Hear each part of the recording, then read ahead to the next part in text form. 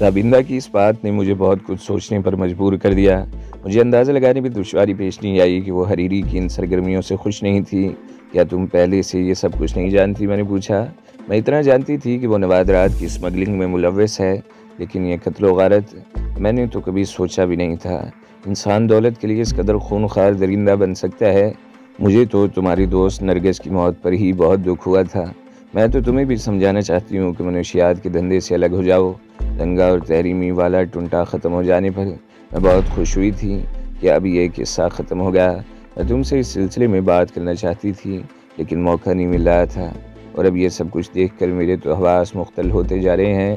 دولت کی ہوس نے اس معصوم اور بھولی بالی لڑکی کو بھی درندہ بنا دیا ہے۔ میرا خیال ہے یہ سب کچھ دولت کے لیے نہیں ہے، میں نے تابندہ کے چہرے پر نظر جماتے ہوئے کہا۔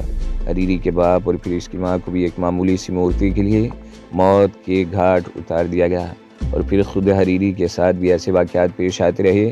انتقام اس کے لاشعور میں بس گیا تھا، اور اس نے جو کچھ بھی کیا۔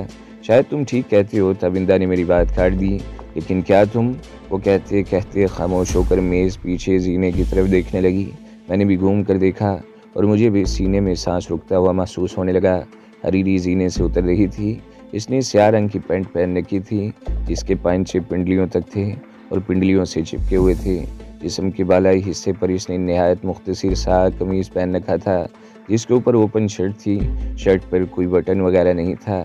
درمیان بھی سامنے سے کھلا تھا، جس کے دونوں کناروں پر 1 انچ چوڑی اور 4 انچ لمبی پیٹیاں لگی ہوئی تھیں، جنہیں بوٹائی کی طرح گرا لگا دی گئی تھی۔ شرٹ سامنے سے پوری طرح کھلی ہوئی تھی، اور اس کے اندر قیامت کا جو منظر تھا۔ وہ سیڑھیاں اتر کر خرامہ خرامہ چلتی ہوئی ہمارے قریب رک گئی۔ اس کے ہونٹوں پر بڑی دلفریب مسکراہٹ تھی۔ وہ بڑی بے تکلفی سے میرے ساتھ صوفے پر بیٹھ گئی۔ آج میں بہت خوش ہوں، وہ میرے کاندھے پر ہاتھ رکھتے ہوئے بولی۔ اس خوشی میں تم دونوں کو میری طرف سے دعوت ہوگی۔ تم لوگ تیار ہو جاؤ، ہم لوگ 9 بجے یہاں سے نکلیں گے۔ تہہ خانے میں پڑی ہوئی لاشوں کا کیا کرنا ہے؟ میں نے اس کی طرف دیکھتے ہوئے کہا۔ اگر انہوں نے بو چھوڑ دی تو ان لاشوں کو بھی آج رات ٹھکانے لگایا جائے گا، حریری نے جواب دیا۔ اس کے لہجے سے اندازہ لگایا جا سکتا تھا جیسے اسے زیادہ پریشانی نہ ہو۔ تابندہ نے ملازمہ سے چائے کے لیے کہہ دیا۔ حریری نے میز پر پڑا ہوا اخبار اٹھا لیا۔ وہ اردو بول تو اچھی سکتی تھی، لیکن پڑھ نہیں سکتی تھی، مگر تصویریں دیکھ کر اس کی آنکھوں میں عجیب سی چمک ابھر آئی تھی۔ یہ کیا لکھا ہے؟ مجھے پڑھ کر سناؤ۔ اس نے اخبار میرے سامنے کر دی۔ میں پڑھ چکا ہوں، تمہیں زبانی بتا دیتا ہوں، میں نے کہا، اور اس اخبار کی خبروں کے بارے میں بتانے لگی ہوں۔ اس نے ہنکار بھرا۔ ابھی نے محمد بخش پر شبہ ہے، لیکن جب محمد بخش کی لاش ملے گی تو کہانی کا رخ بدل جائے گا۔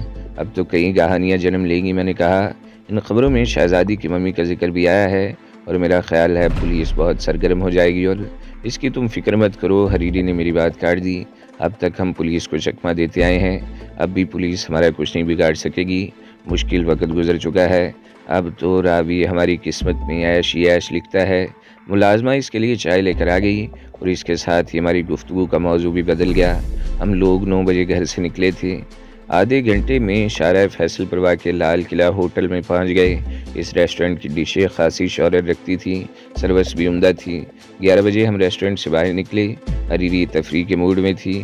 وہ کار کو مختلف سڑکوں پر گھماتی رہی، اور جب گھر پہنچے تو رات کا 1 بج گیا تھا۔ ملازمہ ہمارے انتظار میں جاگ رہی تھی۔ تابندہ نے اسے چھٹی دے کر سرونٹ کوارٹر میں بھیج دیا، اور ہم بوریاں لے کر تہہ خانے میں اتر گئے۔ لاشیں اگرچہ صبح سے یہاں پڑی تھیں، لیکن تہہ خانے کی فضا میں کسی قدر خنکی تھی۔ لاشوں پر کوئی برا اثر نہیں پڑا تھا۔ دونوں لاشوں کو بوریوں میں ٹھونسنے اور انہیں تہہ خانے سے نکال کر کمپاؤنڈ میں کھڑی ہوئی وین میں منتقل کرنے میں خاصی دشواری پیش آئی۔ حریری نے حسب معمول سٹیئرنگ سنبھال لیا، اور اس کے ساتھ والی سیٹ پر تابندہ بیٹھ گئی، اور میں پچھلی سیٹ پر بوریوں کے قریب بیٹھ گیا۔ وین مین روڈ پر آ کر گلشن چورنگی پار کر کے سیدھی دوڑتی رہی۔ اس سڑک کے اختتام پر حریری نے when Abu al-Hasan Ispahani road پر دائیں طرف موڑ لی، اور سفاری پارک کے قریب اسے یونیورسٹی روڈ پر بائیں طرف موڑ دیا۔ گلستان جوہر ان دنوں انڈر ڈیولپمنٹ تھا۔ ایک دور افتادہ سڑک پر موڑ کر دونوں بوریاں نیچے گرا دی گئیں، اور ایک طویل چکر کاٹنے کے بعد وین راشد منہاس روڈ پر نکل گئی۔ نیپا چرنگی سے ذرا پہلے ریلوے کراسنگ کے قریب پولیس کی ایک پارٹی نے ہمارا راستہ روک لیا۔ پولیس پارٹی کا انچارج سب انسپکٹر حریری سے سوال جواب کرتا رہا۔ حریری نے بتایا کہ ہم شادی کی ایک تقریب سے لوٹ رہے ہیں۔ پولیس آفیسر وین کی تلاشی لینے پر وزید تھا۔ حریری نے انجن بند کر دیا اور بڑبڑاتی ہوئی نیچے اتر آئی۔ تابندہ اور میں بھی نیچے آ گئے۔ ایک کانسٹیبل وین میں گھس گیا۔ اس نے سیٹوں کے نیچے تک کی تلاشی لی اور پھر باہر آ گیا۔ اپنا اطمینان ہو جانے کے بعد آفیسر نے ہمیں جانے کی اجازت دے دی۔ وین حرکت میں آ گئی اور میں سوچ رہا تھا کہ اگر گلستان جوہر کی طرف جاتے ہوئے پولیس کی کوئی پارٹی ہمیں روک لیتی اور تلاشی لی جاتی تو ہمیں بچاؤ کا کوئی راستہ نہ ملتا۔ کوٹھی پر واپس پہنچے تو 3 بج چکے تھے۔ اب میں کسی قدر مطمئن تھا، لاشوں سے نجات مل چکی تھی، کوئی خطرہ نہیں رہا۔ پولیس کی سرگرمیاں اگرچہ عروج پر تھیں لیکن ہمارے لیے فوری طور پر کوئی خطرہ نہیں تھا۔ گھر آنے کے تھوڑی دیر بعد حریری اوپر اپنے کمرے میں چلی گئی۔ میں اپنے کمرے میں آ گیا۔ دروازہ اندر سے لاک کر کے میں نے جوتے اتار کر پھینک دیے اور لباس تبدیل کیے بغیر بستر پر ڈھیر ہو گیا۔ میرے دماغ پر غنودگی سی طاری ہو گئی۔ میں سونے کی کوشش کر رہا تھا کہ دروازے پر بہت ہلکی سی دستک ہوئی۔ میں چونک گیا۔ میں اٹھ کر دروازہ کھولا۔ تابندہ سامنے کھڑی تھی۔ وہ کچھ کہے بغیر مجھے ایک طرف ہٹا کر اندر آ گئی اور دروازہ بڑی آہستگی سے بھیڑ دیا۔ اس پر کچھ گھبراہٹ سی طاری تھی۔ نیند نہیں آ رہی تھی۔ سوچا تم سے گپ شپ میں کچھ وقت گزارا جائے۔ میں نے تمہیں ڈسٹرب تو نہیں کیا؟ وہ میری طرف دیکھتے ہوئے بولی۔ بالکل نہیں، میں نے خوش اخلاقی کا مظاہرہ کرتے ہوئے کہا۔ مجھے بھی نیند نہیں آ رہی تھی، بیٹھ جاؤ۔ میں نے اس کے لیے کرسی سیدھی کر دی۔ تابندہ شب خوابی کے لباس میں تھی۔ اس نے اگرچہ منہ ہاتھ دھو لیا تھا لیکن چہرے پر میک اپ کے اثرات ابھی تک باقی تھے۔ تابندہ کی عمر 40 کے لگ بھگ تھی۔ میں دراصل کئی روز سے تم سے کچھ باتیں کرنا چاہتی تھی لیکن موقع ہی نہیں مل رہا تھا۔ وہ میری طرف دیکھتے ہوئے بولی، میری کوئی بات اگر بری لگے تو اسے نظر انداز کر دینا۔ ویسے میں جو کچھ بھی کہنا چاہتی ہوں وہ تمہاری بھلائی کے لیے ہی کہوں گی۔ میں تمہاری کسی بات کا برا نہیں مانوں گا، میں نے مسکراتے ہوئے جواب دیا۔ ویسے آج شام اس کی باتوں سے میں نے اندازہ لگا لیا تھا کہ وہ حریری سے کچھ بد دل ہو گئی تھی۔ خود تمہاری باتوں سے تمہارے بارے میں جو کچھ جان سکی ہوں اس سے میں نے یہ نتیجہ اخذ کیا ہے کہ تمہیں زبردستی جرائم کے راستے پر دھکیلا گیا ہے۔ وہ میرے چہرے پر نظر جمائے ہوئے بولی۔ ظاہر ہے خوشی سے کوئی بھی شخص اس راستے پر نہیں آتا، میں نے جواب دیا۔ میں یہ بھی ماننے کو تیار ہوں کہ کسی کو کوئی مجبوری اس طرف لے آتی ہے، تاہم کبھی کبھار انسان حالات کا شکار ہو جاتا ہے۔ میرا شمار بھی ایسے ہی لوگوں میں ہے۔ میں سمجھ رہی ہوں، اس نے میری بات کاٹ دی، لیکن اب تمہارے حالات بھی تو پہلے جیسے نہیں رہے۔ بقول تمہاری تحریمی تمہارا سب سے بڑا دشمن تھا لیکن اب اس سے بھی تمہاری مفاہمت ہو چکی ہے۔ تم اگر چاہو تو اپنا راستہ بدل کر سکون اور اطمینان کی زندگی گزار سکتے ہو۔ کیا ایسا ممکن ہے؟ میں نے سوالیہ نگاہوں سے اس کی طرف دیکھا۔ جو شخص گردن تک جرائم کی دلدل میں دھنسا ہوا ہو وہ میں اس دلدل سے نکلنے میں تمہاری مدد کروں گی۔ اس نے ایک بار پھر میری بات کاٹ دی اور میں چونکے بغیر نہیں رہ سکا۔ اور پھر رات کا باقی حصہ ایسی باتوں میں گزرا۔ میں کئی روز سے اس کوٹھی میں تابندہ کے ساتھ رہ رہا تھا۔ حریری کے آنے سے پہلے میں اس کے ساتھ اکیلا ہی رہتا تھا۔ ہم رات گئے آمنے سامنے بیٹھے باتیں کرتے رہے۔ نہ کبھی میرے دل میں اس کے بارے میں کوئی ایسی بات آئی اور نہ ہی کبھی اس نے ایسی کوئی حرکت کی جس سے مجھے کسی غلط فہمی یا خوش فہمی میں مبتلا ہونے کا موقع ملتا۔ پہلے بھی وہ ڈکے چھپے الفاظ میں ایسی باتیں کرتی رہی تھی اور آج تو اس نے کھل کر اپنے دل کی بات کہہ دی تھی جس سے مجھے یہ اندازہ لگانے میں دشواری پیش نہیں آئی کہ وہ میرے بارے میں کیا سوچ رہی تھی۔ لیکن میں نے کوئی بات واضح طور پر نہیں کہی۔ میرے دل و دماغ پر تو حریری چھائی ہوئی تھی۔ عجیب بات تھی کہ دل میں شدید خواہش ہونے کے باوجود میں نے کبھی اس کی طرف پیش رفت کی کوشش نہیں کی۔ میں حریری کے حوالے سے صورتحال کو جوں کا توں رکھنا چاہتا تھا تاکہ میرے دل میں تجسس برقرار رہے۔ اس رات تابندہ کی باتوں سے میں نے یہ اندازہ لگا لیا کہ وہ مجھے حریری سے دور رکھنا چاہتی ہے۔ اس سے اگلے روز رات کو حریری پھر باہر جانے کو تیار ہو گئی۔ میں انکار نہیں کر سکا، تاہم تابندہ بڑی مشکل سے ہمارے ساتھ جانے پر آمادہ ہوئی تھی۔ ہم رات 1 بجے تک ہوٹل شیلٹن کی رونق میں گم رہے۔ گھر آتے ہی تابندہ اپنے کمرے میں چلی گئی اور میں دیر تک حریری کے کمرے میں بیٹھا رہا۔ حریری نے ٹھیک کہا تھا، راوی ہمارے لیے عیش ہی عیش لکھتا تھا۔ ہم دن بھر کوٹھی میں پڑے یا تو سوتے رہتے یا تاش یا کیرم بورڈ کھیلتے۔ تابندہ دن میں 2-3 گھنٹوں کے لیے اپنے دفتر بھی چلی جاتی۔ دن میں حریری باہر نہیں نکلتی تھی، تاہم میں نے کئی مرتبہ اسے فون پر مختلف لوگوں سے باتیں کرتے سنا تھا۔ وہ بعض غیر ملکی پارٹیوں سے شہزادی کی ممی کا سودا کرنے کی کوشش کر رہی تھی۔ وہ چوتھا روز تھا۔ میں اور حریری شیلٹن دربار ہال میں بیٹھے کافی کی چسکیاں لے رہے تھے۔ ایک مرد اور ایک عورت کو اپنی طرف آتے دیکھ کر میں چونک گیا۔ عورت جوان تھی۔ اس نے سلیو لیس اور ساڑی پہن رکھی تھی۔ اس کا ساتھی اگرچہ ادھیڑ عمر تھا لیکن اس کی صحت قابل رشک تھی۔ سرخ و سفید رنگت پر عربی لباس بہت اچھا لگ رہا تھا۔ سر پر سرخ چمکدار اسکارف تھا جس پر سیاہ رنگ کی مخصوص ڈوری بھی لپٹی ہوئی تھی۔ کہ شکل و صورت اور لباس سے وہ کوئی عرب شیخ لگتا تھا، لیکن وہ کوئی عرب شیخ نہیں، تحریمی تھا۔ تحریمی کے ہونٹوں پر خفیف سی مسکراہٹ آ گئی۔ وہ دونوں ہماری میز کے قریب آ کر رک گئے۔ ان کے استقبال کے لیے ہمیں اٹھنا پڑا۔ میں کسی ہنگامے کی بو سونگھ رہا تھا، لیکن توقع کے برعکس تحریمی نے بڑی گرم جوشی سے مجھ سے ہاتھ ملایا۔ میں نے انہیں بیٹھنے کی پیشکش کی تو وہ دونوں بلا تکلف ہمارے سامنے والی کرسیوں پر بیٹھ گئے۔ حریری نے ویٹر کو طلب کر کے ان کے لیے بھی کافی منگوا لی۔ ہماری یہ ملاقات محض اتفاق ہے، تحریمی نے کہا، لیکن اگر کوئی بزنس کی بات ہو جائے تو کیا حرج ہے؟ بزنس کی کوئی بات نہیں ہوگی، تحریمی میں نے جواب دیا۔ ہماری یہ ملاقات اتفاق ہے، اسے اتفاق ہی رہنے دو۔ میرے بارے میں اگر تمہارے دل میں کوئی بات ہے تو کھل کر اظہار کرو۔ تمہارے لیے میرے دل میں صرف ایک ہی بات ہے، یعنی وہ پیشکش اب بھی برقرار ہے۔ تحریمی نے مسکراتے ہوئے کہا، سوری تحریمی، میں تمہاری یہ پیشکش قبول نہیں کر سکتا۔ میں واقعی اس بزنس سے نکلنے کی کوشش کر رہا ہوں، میں نے جواب دیا۔ ویسے میرا تجربہ ہے کہ جرائم کی دنیا میں آنے کے بعد کسی کو نکلتے ہوئے نہیں دیکھا، تحریمی نے کہا۔ یہاں آنے کے راستے تو بہت ہیں، نکلنے کا کوئی راستہ نہیں ہے۔ جب کوئی نکلنے کی کوشش کرتا ہے یا تو اس کے سامنے بہت اونچی دیواریں کھڑی ہو جاتی ہیں، اور جانتی ہو یہ دیواریں کھڑے کرنے والے کون ہوتے ہیں؟ کون؟ میں نے سوالیہ نگاہوں سے اس کی طرف دیکھا۔ قانون کے محافظ، تحریمی نے مسکراتے ہوئے جواب دیا۔ جرائم پیشہ لوگ اندھیروں سے نکل کر آرام سے اپنے گھروں میں بیٹھ جائیں تو قانون کے محافظوں کا کیا کام باقی رہ جاتا ہے؟ اور پھر ان کی آمدنی کا بڑا ذریعہ تو ہم جیسے لوگ ہیں۔ ہم اگر سارے دھندے چھوڑ کر شرافت کی زندگی اپنا لیں تو یہ بیچارے تو بھوکے مر جائیں۔ اس لیے قانون کے یہ محافظ بھی نہیں چاہیں گے کہ ہم لوگ اس دھندے سے نکل سکیں۔ میں نکلنے کی کوشش کروں گا، میں نے کہا، اور پھر گفتگو کا رخ بدلتے ہوئے بولا، اس رات کیا ہوا تھا؟ اگلے روز مجھے پتہ چلا تھا کہ رنگا نے تم پر حملہ کر دیا تھا۔ سوال کرتے ہوئے میرے دل کی دھڑکن خود بخود تیز ہو گئی۔ ہونا کیا تھا؟ تحریمی مسکرا دیا۔ میرا مال پکڑا گیا تھا، 2 آدمی مارے گئے تھے، مجھے بھی گولی لگی تھی اور رضیہ بھی زخمی ہوئی تھی۔ وہ چند لمحوں کو خاموش ہوا، پھر بات جاری رکھتے ہوئے بولا، رینجرز کی مداخلت کی وجہ سے کچھ گڑبڑ ضرور ہوئی تھی، اور یہ پریشانی بھی صرف 3 دن رہی تھی۔ چوتھے روز مال بھی میری کوٹھی پر پہنچ گیا اور ہمارا پیچھا بھی چھوڑ دیا گیا۔ میں نے دل میں خدا کا شکر ادا کیا کہ تحریمی کو ہم پر کوئی شبہ نہیں ہوا تھا اور سارا نزلہ رنگا پر گرا تھا۔ رضیہ نے میرے خلاف بہت سخت بیان دیا تھا، میں نے اخبار میں پڑھا تھا۔ میں نے کہا، وہ بے وقوف عورت تمہیں اب بھی بہت چاہتی ہے، تحریمی نے مسکراتے ہوئے جواب دیا، اور اب بھی یہی چاہتی ہے کہ تم اس کے ساتھ رہو، لیکن یہ اب ممکن نہیں، میں نے مسکراتے ہوئے جواب دیا۔ ویسے اب وہ کیسی ہے؟ میرا مطلب ہے اسے بھی گولی لگی تھی، 2 دن پہلے لاہور جا چکی ہے، تحریمی نے جواب دیا، اور پھر حریری کی طرف دیکھتے ہوئے بولا، تم نے اپنے دشمنوں کا جس طرح صفایا کیا ہے اس پر تم مبارکباد کی مستحق ہو۔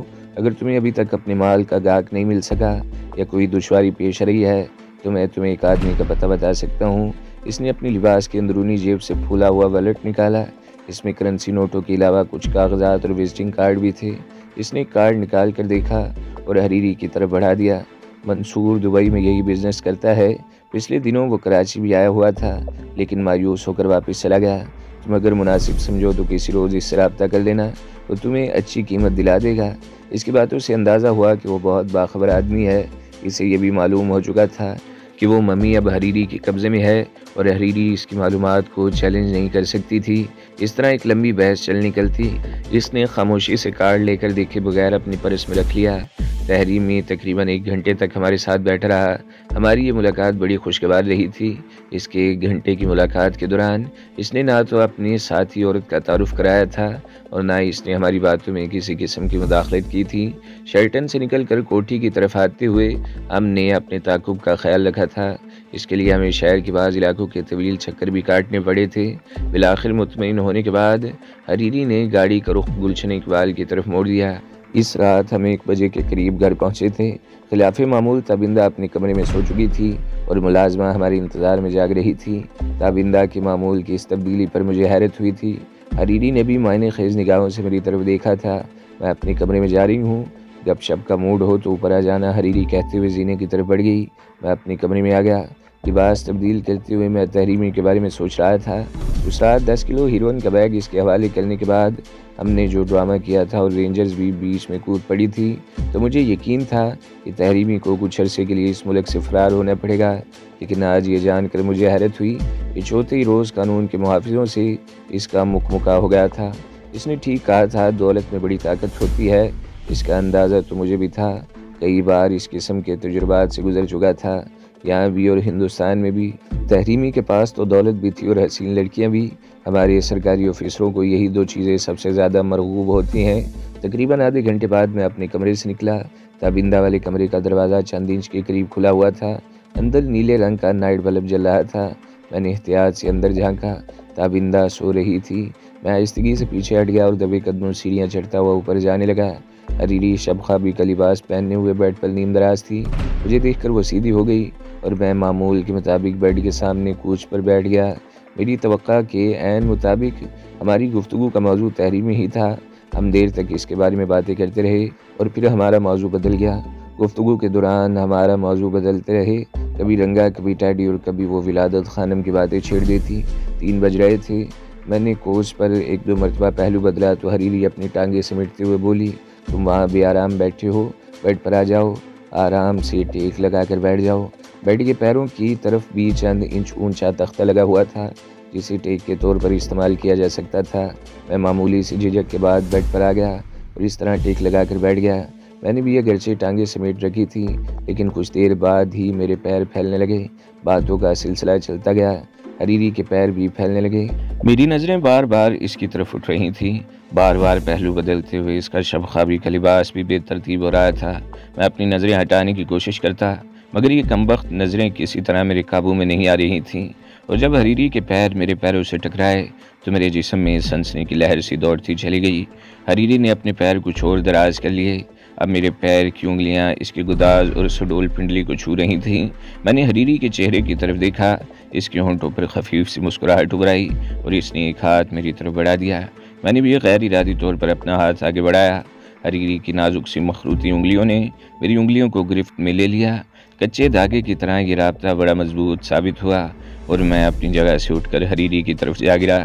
کئی مہینے پہلے حریری کو رنگا کے اڈے پر دیکھ کر میرے دل میں جو شدید ترین خواہش ابھری تھی، آج وہ تکمیل کی طرف بڑھ رہی تھی۔ میرے دل کی دھڑکن خطرناک حد تک تیز ہو گئی، دماغ میں سنسناہٹ اور پورے بدن میں چیونٹیاں سرنگتی ہوئی محسوس ہو رہی تھیں۔ آج وہ حجاب اٹھ گیا تھا جو میں نے اپنے اور حریری کے درمیان تان رکھا تھا۔ وہ تجسس اپنی انتہا کو پہنچ رہا تھا جس نے مجھے عرصے سے ایک عجیب قسم کے اضطراب میں مبتلا کر رکھا تھا۔ میرے اعصاب میں شدید تناؤ پیدا ہو رہا تھا، جذبات اور ہیجان کا ایک شدید سیلاب تھا جو مجھے ایک معمولی تنکے کی طرح اپنے ساتھ بہائے لے جا رہا تھا۔ مجھے نہیں معلوم حریری نے کس وقت بیڈ سوئچ دبا کر لائٹ بجھا دی، لیکن میں تو اندھیرے میں بھی اسے دیکھ رہا تھا۔ میرے اعصاب کا تناؤ کم ہونے لگا، اس کے ساتھ ہی میں بتدریج پرسکون ہوتا چلا گیا۔ میں گہرے گہرے سانس لینے لگا۔ حریری کی گرم سانسوں کا لمس بھی میں اپنے چہرے پر محسوس کرنے لگا اور پھر دفتن میں چونک گیا۔ مجھے یوں لگا جیسے کوئی دبے قدموں دروازے کے سامنے سے گزرا ہو۔ میں نے اپنی جگہ سے حرکت کرنے کی کوشش کی تو حریری نے مجھے دبوچ لیا۔ میں حریری کے کمرے سے نکلا تو صبح کے 5 بج رہے تھے۔ اپنے کمرے میں جانے سے پہلے میں نے تابندہ کے کمرے میں جھانک کر دیکھا تو میرے دل کی دھڑکن تیز ہو گئی۔ بیڈ خالی تھا۔ میں نے بڑی آہستگی سے دروازہ تھوڑا سا کھول دیا۔ دائیں طرف باتھ روم کی بتی جل رہی تھی اور دروازہ بھی چند انچ کے قریب کھلا ہوا تھا اور اندر سے پانی گرنے کی آواز رہی تھی۔ میں اپنے کمرے میں آ گیا اور بستر پر گر کر آنکھیں بند کر لیں۔ میں اس وقت اپنے آپ کو ہوا میں اڑتا ہوا محسوس کر رہا تھا۔ ایک عجیب سا سرور تھا جس نے مجھے اپنی لپیٹ میں لے رکھا تھا۔ جو کچھ بھی ہوا تھا وہ میرے لیے کوئی نئی بات نہیں تھی۔ میں کئی بار ان لذت آفرین اور سنسنی خیز تجربوں سے گزر چکا تھا، لیکن آج نہ جانے کیوں مجھے ایسا لگ رہا تھا کہ میری زندگی کا پہلا تجربہ ہو۔ مجھ پر بالکل وہی کیفیت طاری تھی جو پہلی مرتبہ رضیہ کے ساتھ ملاپ سے ہوئی تھی۔ ہلکی سی آہٹ سن کر میں چونک گیا۔ دل و دماغ پر طاری سنسنی اور شہر کی لپیٹ سے باہر آنے کو دل نہیں چاہتا تھا، اس لیے میں نے آنکھیں کھول کر یہ دیکھنے کی کوشش نہیں کی کہ وہ آہٹ کیسی ہے، اور پھر آنکھیں بند ہونے کے باوجود مجھے یوں لگا جیسے کوئی ہیولا میرے قریب آ کر رکا ہو۔ دوسرے لمحے مجھے اپنی پیشانی پر تپتے ہوئے ہونٹوں کا لمس محسوس کر کے میرے پورے بدن میں سنسنی کی لہریں سی دوڑتی چلی گئیں۔ وہ ہیولا میرے اوپر سے ہٹ گیا۔ میں نے آنکھیں کھول دیں۔ ایک ہیولا دروازے سے نکلتا ہوا نظر آیا۔ وہ حریری تو ہرگز نہیں تھی۔ میں نے آنکھیں بند کر لیں اور چند منٹ بعد ہی نیند کی آغوش میں پہنچ گیا۔ تو دوستو، اگلی قسط سننے کے لیے ہمارے چینل کو ضرور سبسکرائب کریں، ویڈیو کو لائک کریں اور بیل کے آئیکن پر بھی کلک کر دیں تاکہ ہر جو آنے والی ویڈیوز ہیں وہ آپ کو سب سے پہلے ملتی رہیں۔